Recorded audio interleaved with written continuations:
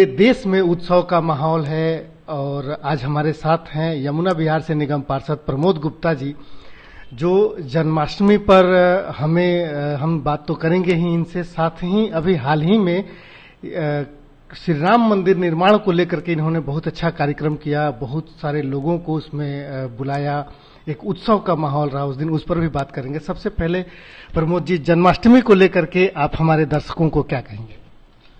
मैं आपके माध्यम से सभी राष्ट्रवादियों को, सभी देशवासियों को जन्माष्टमी के इस पावन पर्व की बहुत बहुत शुभकामनाएं देना चाहता हूं। आपके जीवन में यह पर्व मंगलमय हो, शुभकारी हो, यही मेरी शुभकामनाएं हैं। और साथ साथ ये भी कहूंगा कि भगवान हमारे हृदय में बसते हैं, इस भाव को मानकर कोशिश करें कि हम अपने घर पर ही रह के पूजन करें, बहुत ज्यादा अनावश्यक ना हो, भीड़ भाड़ के स्थान पर ना जाएं, मंदिरों में भीड़ ना लगाएं, क्योंकि रहें, सुरक्षित रहें, यह भावना रखते हुए हमें इस उत्सव को मनाना है। अब हम बात करते हैं कि अभी कुछ दिन पहले 5 अगस्त को एक ऐतिहासिक दिन रहा भारत के इतिहास में। शायद यूं कहें कि त्रेता युग में राम का एक वनवास हुआ था, फिर कलयुग में भी राम को एक वनवास झेलना पड़ा, अपने ही घर से शिलान्यास किया गया राम मंदिर के निर्माण को लेकर के। आपने यमुना विहार में एक बेहतरीन और बड़ा कार्यक्रम का आयोजन किया, किस तरीके से आपने, कैसे ये दिमाग में आया और कैसे आपने सोचा कि पूरे लोगों को इस उत्सव में शामिल किया जाए? देखिए, 492 वर्ष के बाद ये शुभ अवसर हम सबको मिला है।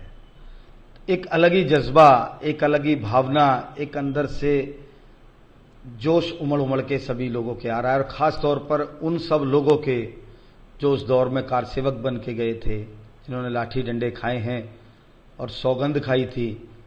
एक नारा था उस वक्त के, सौगंध राम की खाते हैं, हम मंदिर वहीं बनाएंगे। तो जिनकी ये सौगंध उनके जीवन में पूरी हो रही हो, तो वो बड़े ही उत्साहित लोग हैं। उनमें से एक छोटा सा व्यक्ति मैं अपने आप को भी पाता हूं। इसी भावना को साथ में रखते हुए कुछ लोगों के साथ शेयर की कि समाज के लोगों ने कहा कि कुछ कार्यक्रम उस दिन रखा जाना चाहिए। तो उस दिन एक भगवान राम, सीता, लक्ष्मण जी, हनुमान जी के साथ एक झांकी बनाकर एक रथ पे बिठाकर अपने क्षेत्र में उसका पूरा भ्रमण किया गया। जहां जहां से भी निकले, आप भावनाएं देखिए लोगों की, हर ब्लॉक की आरडब्ल्यूए ने, समाज के लोगों ने आगे आकर भगवान की आरती अर्चना की, पूजा की, पुष्पों से उनका स्वागत किया। बहुत सारे लोग उस यात्रा के साथ आगे जुड़ते चले गए, जो बाइक पर था बाइक पर, जो पैदल था पैदल, जैसे जहां जिसको लगा। तो कहीं कहीं पर पटाखे चलाए गए, कहीं कहीं पर उत्सव बनाया गया, मिठाइयां बांटी गई, लड्डू बांटे गए। चारों तरफ उस कार्यक्रम के कारण और लोगों की भावनाओं के वजह से एक क्षेत्र में उत्सव का माहौल बना रहा और बहुत ही सुंदर रहा। लोगों ने बड़ा सराहा भी, और स्वयं मुझे भी बहुत आनंद हुआ कि ऐसा शुभ अवसर, ऐसी महादीपावली हमारे क्षेत्र में लोगों ने मिलजुल कर मनाई। क्योंकि दीपावली तो हमारे यहाँ हर वर्ष आती है, ये दीपावली शायद हमारे जीवन में एक ही बार आई है। ऐसा अवसर दोबारा जीवन में पता नहीं मिले ना मिले कोई दूसरा। इस भाव के साथ लोगों ने मनाई। मैं आप सबको बहुत बहुत इस शिलान्यास की बधाई देता हूं, शुभकामनाएं देता हूं, और जल्द ही मैं अयोध्या भी जा रहा हूं रामलला के दर्शन करने के लिए।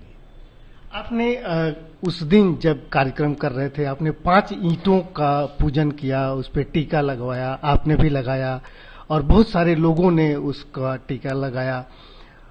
क्या उद्देश्य था उसका, और उस ईंट को क्या करने वाले हैं आप, और उसको कैसे समर्पित करने वाले हैं?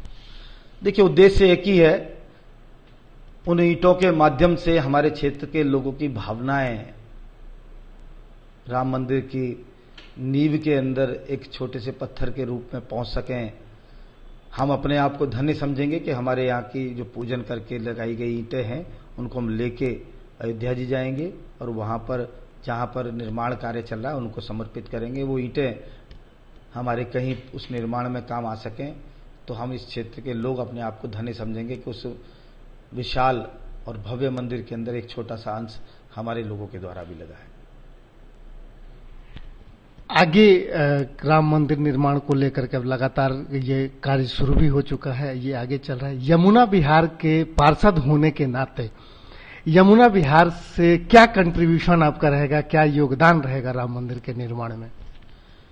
देखिए, ये एक राजनीतिक विषय न होके भावनाओं का विषय है और यहाँ के लोग बड़े भावुक हैं, बड़े धार्मिक हैं। लोग अपने अपने मन से, विचार से, कई लोगों से बात हुई तो हम मिलजुल कर वहाँ जाने का विचार बना रहे हैं और जो भी हम सब मिलकर योगदान कर सकेंगे, हम एक योगदान भी वहाँ पर मंदिर के निर्माण कार्य में मिलकर जरूर करेंगे। राजनीति से जुड़े हुए हैं तो स्वाभाविक है कि एक राजनीतिक सवाल तो होना ही चाहिए। राम मंदिर को लेकर के बहुत सारे सवाल हुए, बहुत सारी राजनीति भी हुई, उसमें भक्त अपने भक्ति को लेकर के राम मंदिर निर्माण की मांग करते रहे। वहीं ये एक राजनीति का बहुत बड़ा क्षेत्र भी रहा, एक ऐसा विषय रहा जो लंबे समय से चलता आ रहा था। आरोप ये हमेशा लगे कि भारतीय जनता पार्टी मंदिर बनाना ही नहीं चाहती है। आपको क्या लगता है कि राजनीति होना राम मंदिर के निर्माण में कितना सकारात्मक रहा या उसमें कितना सहयोगी साबित हुआ? कोर्ट ने तो निर्णय दिया है। देखिए, निश्चित इस बात पर बहुत राजनीति हुई है, बहुत लंबे समय से, मगर हम सबको ये याद रखना चाहिए कि ये विषय लगभग पिछले 500 वर्ष से चला आ रहा है। इसमें 25 से ज्यादा पीढ़ियां हमारी खप गई इस विषय को लेकर चलते चलते। 4 लाख से अधिक लोगों ने अपने प्राणों की आहुति दी इस मंदिर के निर्माण के लिए। मैं समझता हूं सैकड़ों रक्त रंजित संघर्ष हुए हैं इस मंदिर के निर्माण के लिए। तो राजनीति एक बहुत छोटा विषय है इस सब के बीच में। हाँ, मगर हुई है, लोगों ने इस मंदिर पर की है, मगर जिस प्रकार से इस समस्या का समाधान निकला है उसने सभी राजनीति को पीछे छोड़ते हुए धर्म की, सच्चाई की विजय को आगे लेके आए हैं और भारत एक राष्ट्र है, एक विचार से चलने वाला राष्ट्र है, चाहे वो उसमें किसी भी जाति का हो, किसी भी धर्म का हो, किसी भी पंथ संप्रदाय का हो। हर वह व्यक्ति जो भगवान राम में आस्था रखता है, पूरे विश्व में कई हैं, उन सब ने एकजुट होकर इस फैसले का स्वागत किया है। भारत ही नहीं, मैंने देखा अमेरिका के टाइम्स स्क्वायर बिल्डिंग के ऊपर भव्य राम मंदिर का उस दिन दर्शन दिखाया गया। तो ये भावनाएं राजनीति से, और मैं समझता हूं हम इसे किसी जाति या धर्म में बांटे, उन सबसे बहुत ऊपर है, क्योंकि मैं बहुत सारे ऐसे लोगों को जानता हूं जो अन्य जातियों के भी होकर, अन्य धर्मों के भी होकर भगवान राम के प्रति बहुत आस्था रखते हैं और इस मंदिर के इस निर्माण के कार्य से बहुत खुश हैं। चंद लोग हैं जो अपने निहित स्वार्थों से आज उल्टी उल्टी स्टेटमेंट दे रहे हैं, मगर मुझे लगता है इन लोगों को अवॉइड करना चाहिए, इनको बहुत महत्व देने की आवश्यकता नहीं है। बड़ा कार्य है, बड़े कार्य की सिद्धि हुई है, हम आप सब सौभाग्यशाली हैं, इसी भावनाओं के साथ हमें रहना चाहिए। बहुत बहुत धन्यवाद प्रमोद जी।